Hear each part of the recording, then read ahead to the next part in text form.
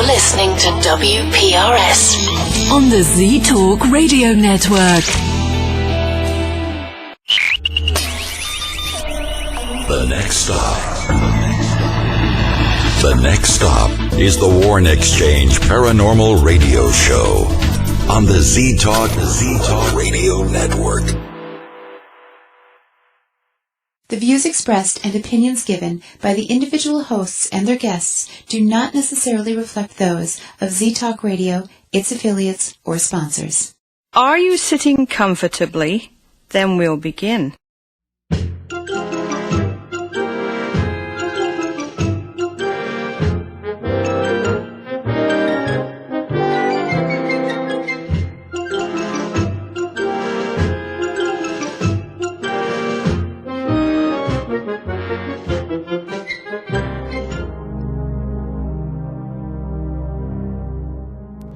Thanks for stopping by the Warren Exchange. Tonight we have Rob Gutro. Now he's an author and as well as a paranormal researcher. We're going to talk to him about his investigations as well as his animal communications right after these words.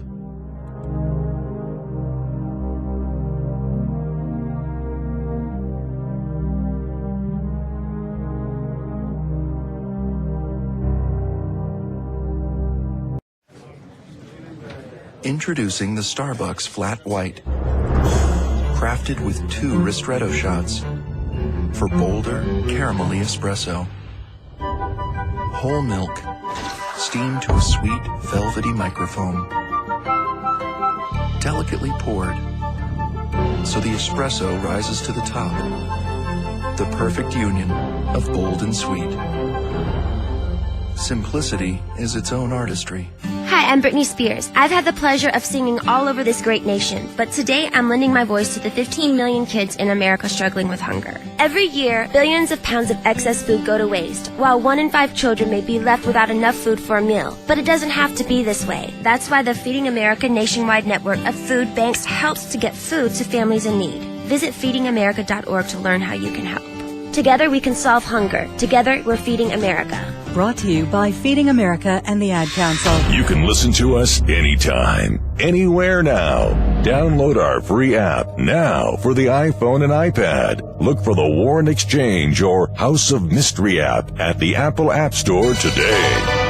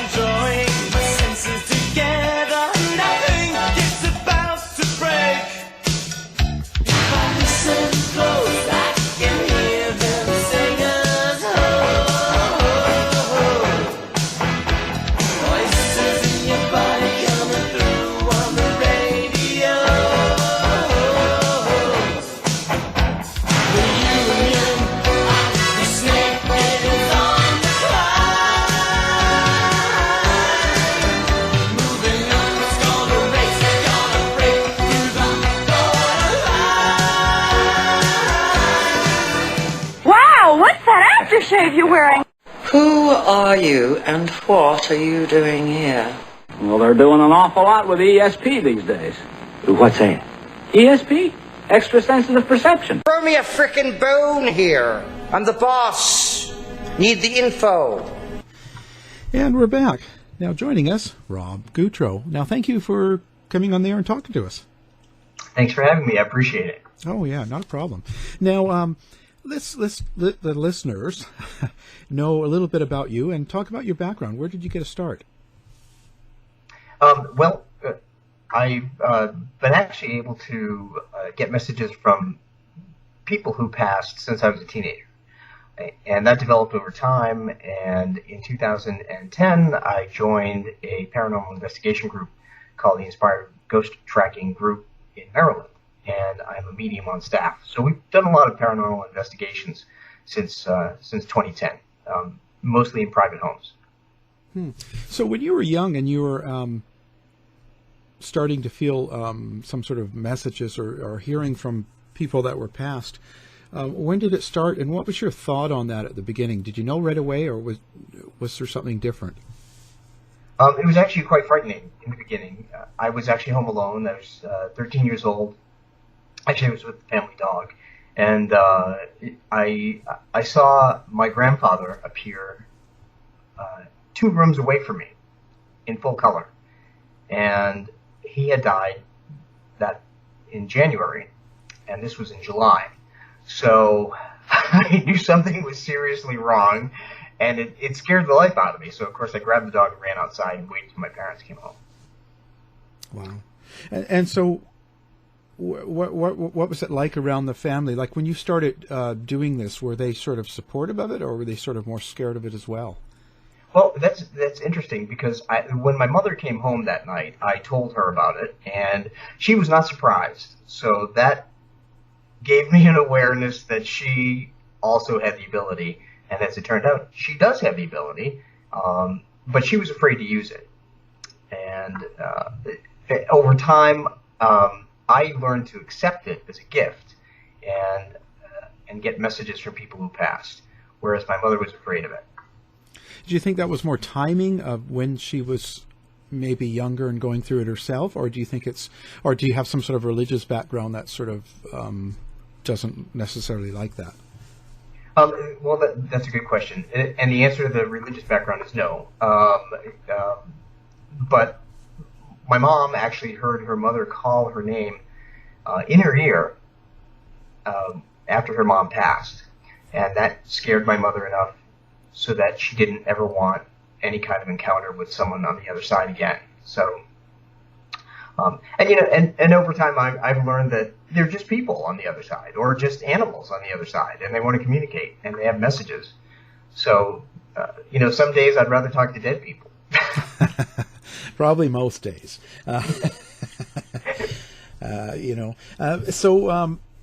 So you came along, and when did you decide to develop it into going to, like you said, you joined, and you're with an investigation group now. When did that change sort of come, or when did that direction come in your life? Well, it was about 2005, and it was all triggered by the loss of a puppy that I had. His name was Buzz, and he passed suddenly when I was walking him and his leash opened, and he ran in front of a car, and he was killed in front of me. And he became the world's best canine communicator from the night he died over the last 10 years. So he gave me so many signs that he inspired me to actually write a book about how he was communicating with me. Before that, I never got messages from dogs or cats, but he kind of opened the door for that. Then, while I was writing that book, my dad passed away, and my dad gave more signs than I could ever imagine during the week of his passing.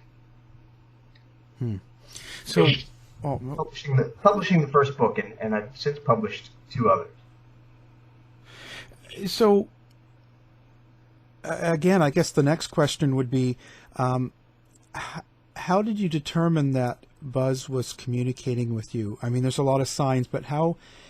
I'm trying to decipher, because mediums in general will talk about getting pictures and images and feelings and all this. How different is it when you're getting that from an animal? Well, animals communicate pretty much the same they do in life. But the additional thing they can do is they can actually give you words. They recognize a lot of words that we teach them. They know their names. They know where certain things are in the house by identifying them. They also show pictures. They give mediums pictures that we can decipher. Like, they'll identify a favorite toy. So if someone lost their cat or their dog, and their cat or dog comes through to me, they will give me a specific image of something that was very personal or to them, something that they liked, or they'll tell me about a companion animal or something like that. Do you find that what you get from animals has a different sort of, I'd say, angle, let's say, than what you'd get from passed on people? Both really come through with a lot of messages of love. I don't think pets know anything different than unconditional love. People, on the other hand, are a different story. Yeah. Well, yeah, I think, people are in general, they think differently. Like, I guess we're more aware of certain things. I'm trying to be polite and saying people are evil, but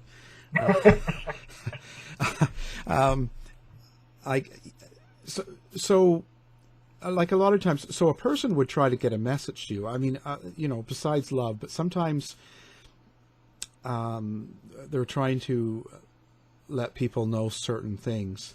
Are animals trying to do the same thing, or is it just about love? Animals do the same thing. They have reasons to communicate with us, and many of the reasons they have to communicate with us is to let them know that they are still around us after they pass. Oftentimes, we find that that we grieve just as much, if not more, for the loss of a pet than we do for the loss of a human. I think the American Psychological Association has released a study saying that actually people grieve more for their pets than the people they lost. Because we feel more responsible for them, and they're solely dependent upon us, and there's an unconditional love there. So pets want to remind us that they're still around us, even from the other side, just like people do. Right.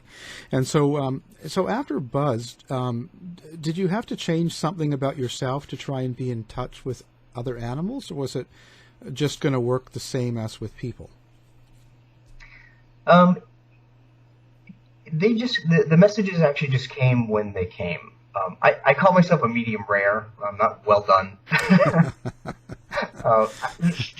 Because I just get the messages when I get them. I'm not actually able to ask somebody to come through. So, the next thing that triggered an animal was the passing of my other dog, who was 16 and a half.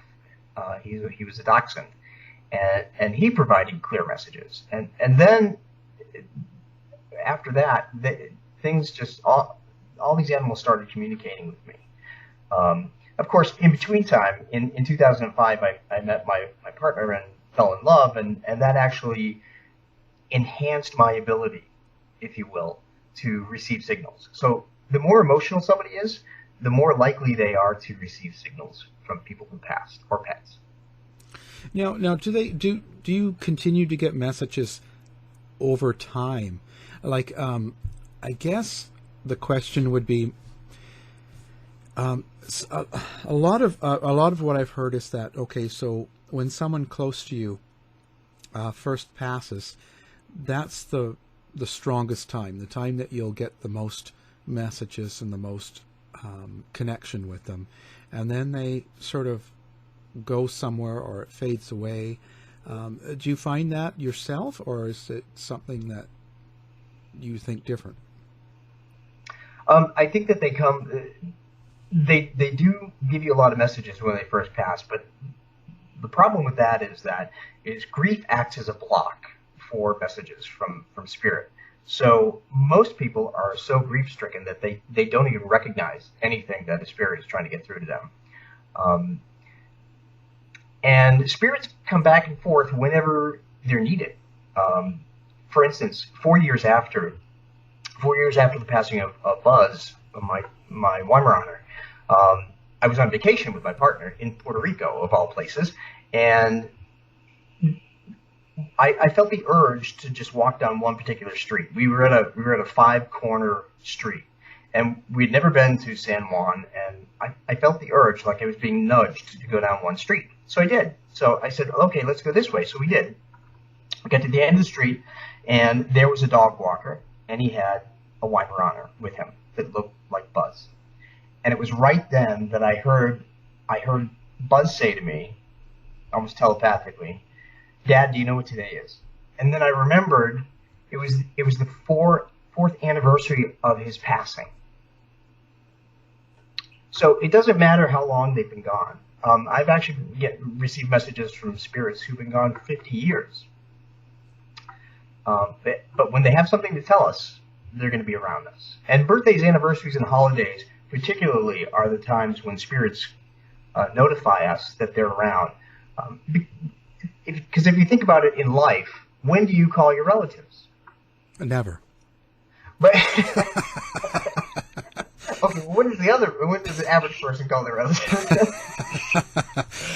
No, I say that in joke. Mine are all past. So, but I would imagine holidays and Christmas. That's the general. Hey. Sure. Sorry, I'm a smart ass sometimes. So, do you find that this has changed? Speaking of that, has this changed the way you live your life? Well, that's a good question. And I guess the answer is yes and no. My full-time career will always be in science, but whenever I get a message for somebody, and I can share it, I do share it to comfort them. You mentioned before religion, and I have run into situations where people who are conservative religious think that you're talking to the devil. So I've been unable to pass messages along to a couple of different people because of that, which is sad to me because everybody wants to hear from their loved ones on the other side, but you have to respect the way people feel. Yeah. We've interviewed some. I've interviewed a demonologist who says mediums do not talk to dead people; they're talking to familiar spirit or demons that are fooling them. And so I've heard that before, and I understand that. But so how do you deal with that and with the religious side of that aspect? Do you feel sort of defensive? No, I just feel sorry for the people who are so strong in their religious beliefs that they can't look beyond a man-made religion to get a message of comfort. All religions are man-made. Spirituality is not. It's a greater step in religion. Do you find that's changed your own point of view on religion and spirituality over the time, or have you always sort of felt this way? No, it has. It certainly helped. I always joke that I'm a recovering Catholic. Oh. I've grown out of the religion. I think religions have become too constrained, too many man-made constraints. And what spirituality is to me, and what I've learned from talking to spirit, is that we need to actually welcome all people, and we need to understand that every living thing has a soul. That's really critical. There are some conservative religions that say animals don't have souls, which is baloney. Yeah. Oh, if you will. Yeah. Our pets are going to be waiting for us on the other side, and if animals would never have been able to survive long before man even showed up on Earth if they didn't have a soul, which is basically intelligence, emotion, instinct. So. Yeah. I mean, if you've been around, well, you have, but I know people that have been around animals know that. There's a connection you get with an animal without talking. So, yeah, I think that, it's pretty obvious. And so, I was going to say, well, how does the science part of you react with this? Well, basically, it's all about energy. What happens to us after our physical body dies is that the energy that lies within has to go somewhere. The law of conservation of energy states that energy can't be destroyed, it can only be transformed. So if you think about our physical bodies, whenever we have a thought, there are little electrical impulses in our brains. That's energy. we have all of this energy in our bodies that pumping blood through our systems and so forth. So the energy has to go somewhere. It combines with our memories and our personality, and then we make a choice. We make a choice once we have passed to either stay here earthbound, what I call a ghost, or we cross over and join the energies of the universe or heaven or Valhalla as a spirit. So it is all about energy, and both ghosts and spirits utilize that energy.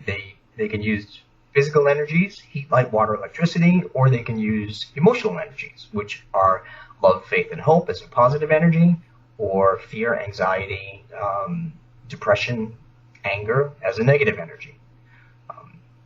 And there's a distinction there, too, between the entities and the energies. Ghosts, I've found, use negative emotional energies to strengthen and give messages. For instance, if you go into a haunted house and you feel anxiety and fear, you're actually plugging in that ghost, so to speak. You're giving them the energy they need to communicate with you. Spirits of loved ones, on the other hand, use positive emotional energy, love, faith, and hope, to communicate with us. So that's the difference. So have you been doing a lot of investigations in houses and stuff? Like, how many are you doing a year with your group? We do them when they come up, and usually it's probably about one every 2 months. So it's about six a year. Have you had any that have really kind of left you, I guess, shattered or a little bit nerve-wracked? There have been some really uncomfortable places I've gone into. But I've never come across anything demonic, and I have a theory about demons too. But I've come across some really evil people that lived and died and stayed, but nothing that's ever really scared the life out of me. No. I mean, yeah. The whole demon thing, I think, is just kind of over the edge. But have you ever been scratched or or touched, let's say? Well, yeah, on different investigations. I mean, being a medium, I actually feel the pain of death. Spirits or ghosts will communicate how they died, or different physical feelings that they've endured when they pass, or as they're passing. So I felt being hit, punched, kicked, pushed downstairs, stabbed, shot. I felt heart attacks. I felt cancer, all kinds of things. So but it's not. It doesn't leave a physical scar on me. It's just the sensation. So do you have any influences that you look to, both in and out of the business, let's say? Well, there are a couple of people that I look up to. I have a friend who is called the Beantown Medium. Her name is Ruthie Larkin. She's an amazing medium. She's a medical intuitive, too. She also does Reiki, and she gets the most detailed messages from spirit than anybody I've ever seen or heard on television or radio or anywhere. So she's pretty amazing. And of course, you see Teresa Caputo on television, the Long Island medium. I think she has an incredible talent. So those are just two off the top of my head. How do you think about the TV? Like the large amount of programs dealing with ghost hunting and mediums and the whole paranormal factor. Is that sort of something that you watch a lot, and do you think it's a good thing or maybe not so? Well, I used to watch it a lot. I don't watch it so much anymore because having been on so many paranormal investigations, I realized that to make these TV shows, they really slice everything up and super edit it, because it takes weeks to go through information that we gather using infrared cameras or digital recorders or pictures, and they make it look like it's all done in a couple hours. The other thing I don't care for on a lot of these shows is that they tend to provoke ghosts when they go into haunted places, and it's basically like teasing or insulting an invisible person who is standing next to you that can, with enough energy, can actually affect you. So, would you anger your invisible roommate? I don't think so. Well, it could be interesting. Yeah, so I don't really watch the shows anymore. No. Television. So now let's talk about your books. What books have you written now? Let's kind of go through them. What was the first book? The first book was Ghosts and Spirits, and that was the book that I basically outlined the difference between a ghost and a spirit and the energies they use, and it was kind of a collection of things. It was my experience, my first experiences with Buzz, all the experiences with my dad, and different haunted places that I went to where I would actually go in and get impressions and messages, and then I would actually go up to the historian of the place, and I would get my proof who this person was that's communicating with me. So that book was filled with all of those things. What was the difference between ghost and spirits then? What's your general thought on that? Well, again, if you know somebody that works in real estate, it's location, location, location. So the ghosts are earthbound, the spirits are the ones that crossed over. As I mentioned before, they all use physical energies, and the difference is that ghosts use negative emotional energy, spirits use positive emotional energy to communicate, and therein lies the difference. So do you believe that people can, so the spirits and the ghosts, so the ghosts are kind of trapped or earthbound. Do you think that we can cross them over? Yes, we can. And actually, I've done quite a number of crossings with the paranormal group that I belong to. And after every time we cross someone over, we actually literally feel like a blanket of heat come over us. We had to cross a woman over, the ghost of a woman in a ladies' room, believe it or not. Not touching that one. Yeah, it was kind of a weird case. And we've crossed. I've had to cross over a man from Central America who attached his ghost to a piece of jewelry that he had made, and a young girl bought the jewelry and brought it home with her. And things started happening in their house, and we were called in, and we figured it out. And once we crossed him over, there was again a burst of warmth that spread over the room where we crossed him over. So what's now attachments? They attach to people as well as items? They can. It's a very rare thing that I found that ghosts can actually attach themselves, but they do once in a while. And in the instance of the woman that the female ghost that we crossed over that was in the ladies' room of all places, she actually came with someone who visited someone in the hospital, as it turned out. And this ghost sensed that this person could help them cross over or achieve peace. So she attached herself to this person that came to our meeting as a paranormal investigator, and then made herself known, and then we were able to cross her over. But it doesn't happen very often. Usually they stay put, because ghosts decide to stay where they're most familiar with, a place where they're most familiar with in life. That's what I found. Yeah. So you're not going to graveyards and finding a lot of ghosts per se. Yeah, graveyards really aren't haunted. Yeah.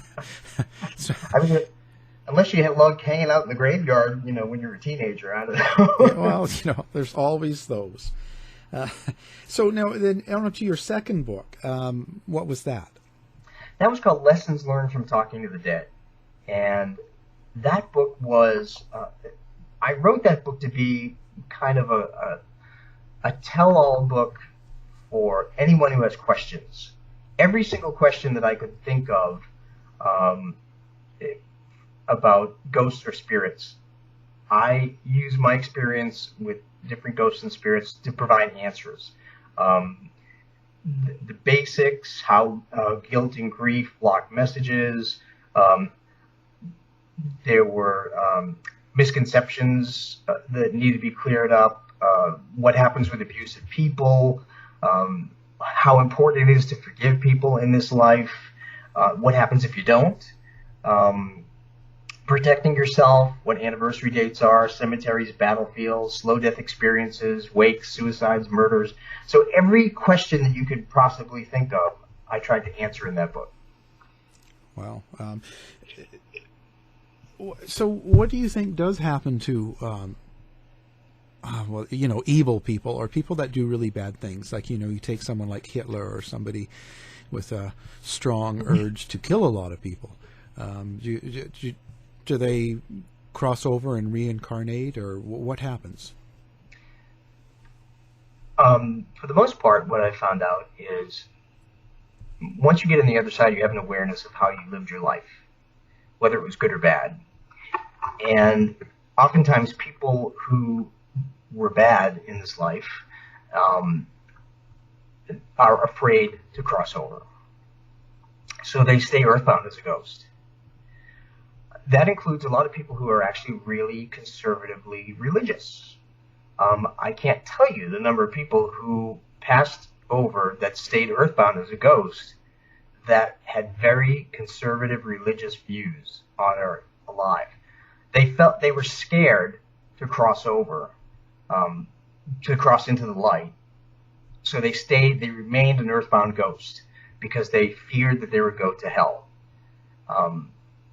Or whatever they thought hell was. And what I've come to acknowledge hell is being trapped as an earthbound ghost for eternity on Earth. I mean, you can't communicate with your loved ones in spirit. I mean, certainly they're there, but earthbound ghosts don't have the ability to communicate with them. So it's like being in an isolation jail cell for your entire afterlife.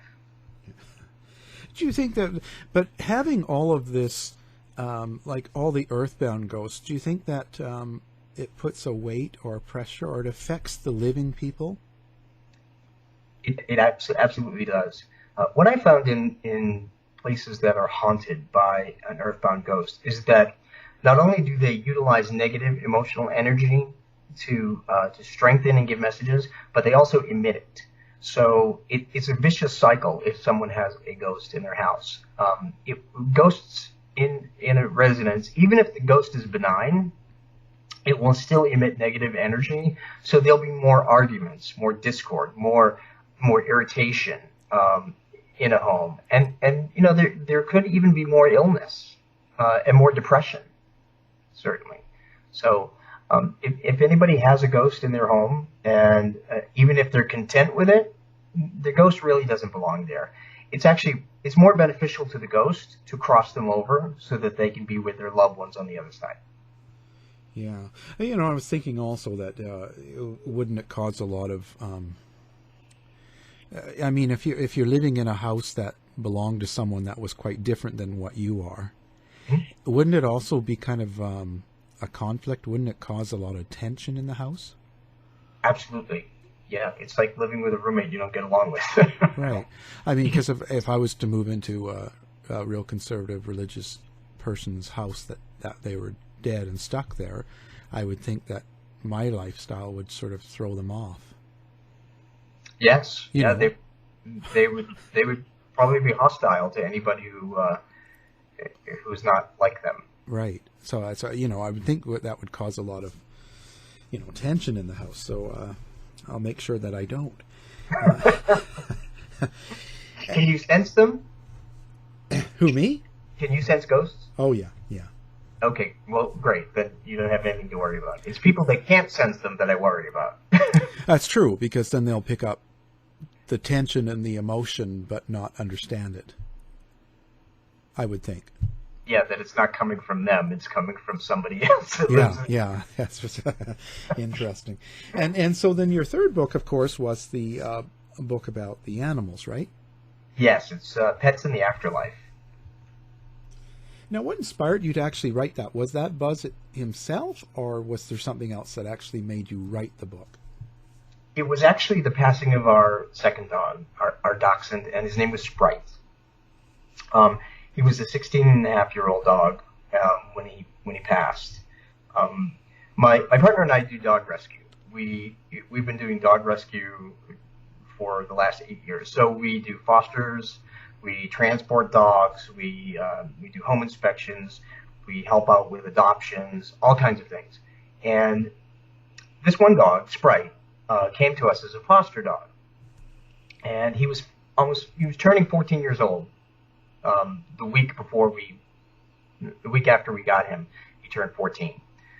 And Sprite was a little dog that was abandoned because both his parents passed away. They were senior citizens, and the daughter of the couple didn't want the dog. So he was in bad shape. I'm going to take a moment to say, if you have a dog, brush their teeth. This poor little dog, his teeth were so rotted that I had to drive in the dead of winter with the windows open for an hour and a half to get home. It was so bad. And he had 22 teeth removed. What is that? You know, I noticed, because we take overhang from the rescue here, and we get a lot of them, and every single one of them needs their teeth, like, you know, a lot of them removed and fixed, and they're all rotten. So, you know, I don't understand why it's so bad with teeth care. People just don't do it, or I guess. Yeah, unfortunately. You know, actually, it wasn't until the last 10 years, I guess, that vets and companies realized that it'd be really beneficial to brush a dog's teeth. So, because bones just don't do it. No. So we do that with our 3 dogs every day. But so regardless, so Sprite was in a bad way, but he wound up living 2.5 years. And we found out he had a really serious heart murmur like 3 months after we were fostering him, so he couldn't be adopted out. So he became part of the family. And the week that he passed, the next day, we were in the backyard with our dogs, and a yellow and black butterfly came into the backyard and lingered around, and just like for 10 minutes around our other 3 dogs. And if you have dogs, you know that they'll normally chase a butterfly or bird or squirrel or whatever. Oh, yeah. Our dogs didn't do that. In fact, they just let the butterfly sit in the grass. I got close enough up to the butterfly to take a very close-up shot with my camera, several of them, in fact. And I realized that it was sent from Sprite. Sprite actually influenced the butterfly. And that all comes back to spirit. Spirits of humans and pets can influence things in nature. Birds, butterflies, feathers, any small thing. Actually, also pennies are a common sign from spirit after they pass. And people should look at the year to figure out who it is. So Sprite sent us a yellow and black butterfly. And I wrote about this butterfly on my blog, my personal blog. And 2 friends of mine later that week were reading the blog, one in Maryland, one in New Mexico, and they were reading about it on their iPad outside, and a yellow and black butterfly landed on each one of them when they were reading it. So one thing I learned about spirit is that there's no such thing as a coincidence. Right. Sprite was letting them know that they were reading about his passing and his sign. Now, this past July, he passed on July 8th, 2013. This past July, I was driving to work. It was July 8th. And a yellow and black butterfly flew right in front of my windshield on my way to the office. And then I realized it was July 8th, the anniversary of the day he passed. So these are the kinds of things that pets can actually provide from the other side, in addition to many other signs. Now, it's interesting. Do you find that when you go to a shelter for animals, that you pick up a lot of things from them? Like, if they're stressed, if they've been, abused, which some of them have been, and all that. Like, are you picking up that from them as well? You can actually, being a medium, you're actually in tune with energy. So it's more of a Reiki thing, but which is a sign, kind of the science of energy. But I can pick up on their emotions, and each of these dogs and cats have emotions, just like people do, and you can tell when they're stressed. Mm-hmm. You can also tell when they have been here before. You can tell if they're an old soul. Which is someone who's come back, and they've come back in a certain body for a reason, even if it's for a very short time. And I think my dog Buzz, the one that was a puppy when he was killed by a car, was an old soul. I thought that from the moment that I adopted him.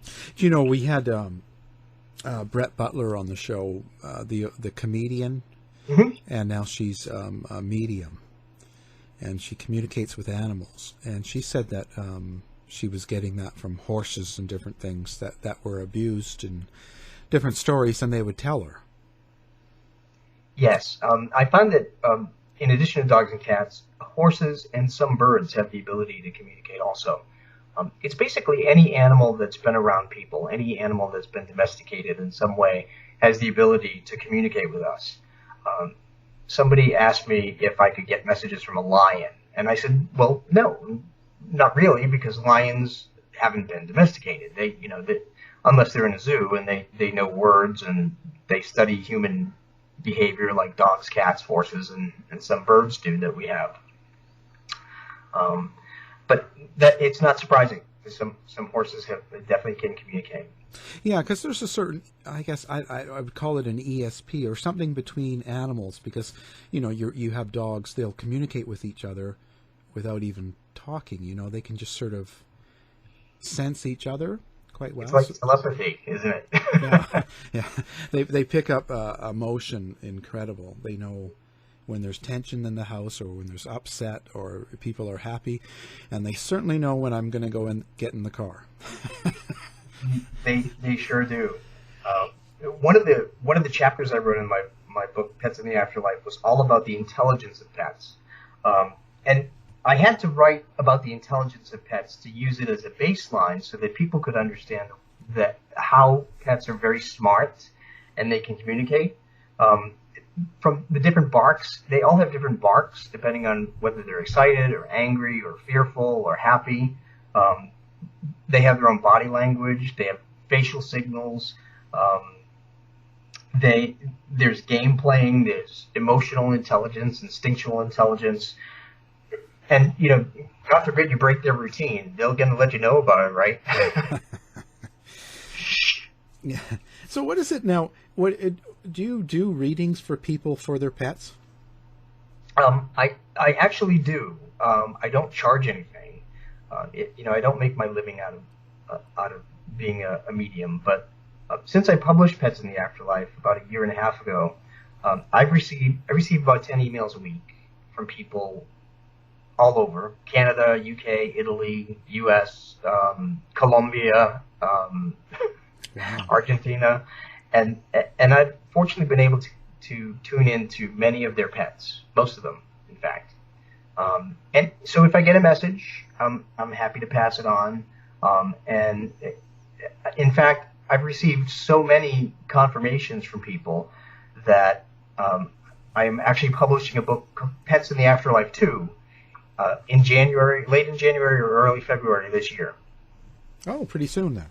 Yeah, that has all those messages. Wow. Some of them are pretty detailed too. It's pretty amazing. Was there one that really sticks out, or something that kind of, surprised you? Well, they all surprise me, but it's surprising that a dog can give so many details.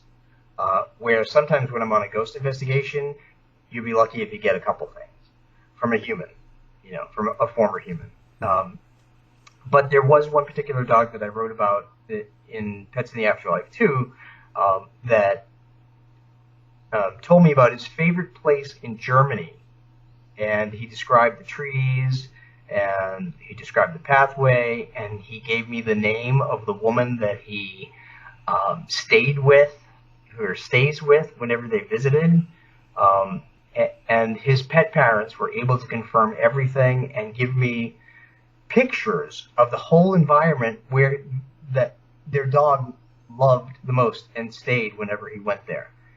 It was amazing, and right down to the name of the woman that he stayed with. Now, does that really kind of blow you away? Does that kind of shock you when you're getting it from an animal? It shocks me when I get it from anyone, really. Yeah, even people that are alive. Yeah, but I was just what do you think that means? Does that change something about yourself? It just, well, as I said, I look at it as a gift, and it offers people comfort and reassurance to know that their loved ones are still with them and able to communicate with them, even if it's, whether it be through me or through things that they do around their loved ones.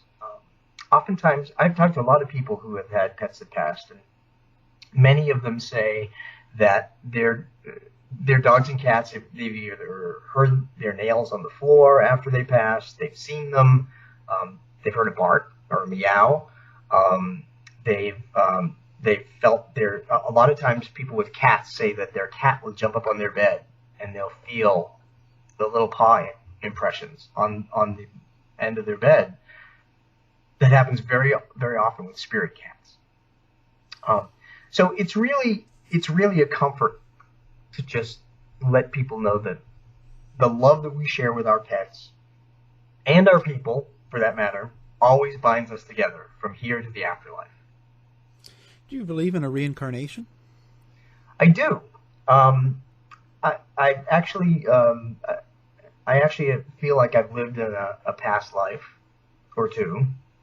And what I found out about past lives is that if you are drawn to something in this life that you find fascinating, you likely experienced it in a previous life. Like, for instance, I've always had a fascination with the Old West since I was a kid, and I grew up in Boston, so couldn't be further from it. But I couldn't explain it.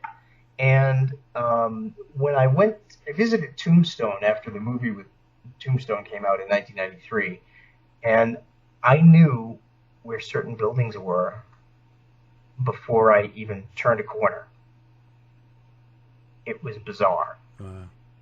So I knew right then I had to have been there before in some form or the other. But we all do come back. Usually we wait until our contemporaries have passed before we all come back at the same time. So we're going to do this all over again. We'll do it again. Well, unless we've achieved kind of perfection here. The guy that cut you off in traffic is certainly coming back tomorrow, the next time. Well, yeah, I'm just not seeing, I don't know, sometimes I guess being out in the media, it's just so negative right in the last few years that it doesn't feel like we're heading toward perfection. Well, I think perfection is an individual thing. Yeah. So I think anybody that knows what unconditional love is, or is pretty unselfish, is pretty close to perfection. I always joke with everybody that as we get older, we get closer to perfect. And we just don't have the body anymore. Yeah, well, something has changed. Yeah. So where do you see yourself going next? Well, I'm going to continue to write books and educate people. That's really the reason why I actually got started writing these books, is to give people answers about what happens after we pass, to comfort them and let them know that the ones that have passed before us are still connected with us, and that they're trying to show us how they're still here. And that's why I wrote all these books. And I feel really really happy to know that so many people are getting helped by, especially the Pets in the Afterlife book, because losing a pet is just an awful thing, and the love that we share with them binds us forever. So I'll be writing a couple more books. I'm actually writing, after Pets in the Afterlife 2 comes out next month. I had a lot of experiences when I went on vacation in the British Isles. So I ran into ghosts in England, Scotland, and Ireland. Was communication quite different there for you? Like, did you have more problems understanding? No, there I did not. What's funny there is that although there's an accent, I could perfectly understand the ghosts on the other side. Interestingly enough, though, and similar to that, on one ghost investigation I went on here in the U.S., I received a spirit was actually talking to me in Italian. I think it was Italian, it was Italian. And he was talking so fast I couldn't understand him, but I knew it was Italian. And when I asked the woman who owned the house if she knows anybody on the other side who was Italian that used to talk very fast, and it was a man, and he had black hair, and he was short, and he was kind of stocky, and I described him, and she said, "Yeah, that's my dad." So I said, "Well, I couldn't understand a word he said, but I knew it was Italian, and he was talking about you." Guess that's a good thing. So now how do people get a hold of you? So if someone wants to comment on your books, or I'm sure all your books are available through, of course, Amazon and most bookstores. But if someone wants to comment or get a hold of you, how do they do that? There's a couple of different ways. I have a blog. It's called Ghosts and Spirits Insights.blogspot.com. I know it's a big mouthful, but otherwise, I'm on Facebook. All you have to do is type in Rob Gutro, author, medium, and I'll come up. Or people can email me at rgutro@gmail.com if they have questions. So I'm on Facebook, Twitter, all those things. You're twitting and tweeting and all that. Yeah. Well, yeah. Well, it's been a pleasure. I'm glad you could make the time. Well, thank you so much for having me. I really appreciate it. Show is over for now. Was it as good for you as it was for me? Well, good night. This has been a production of the Z-Talk Radio Network. I'll be back.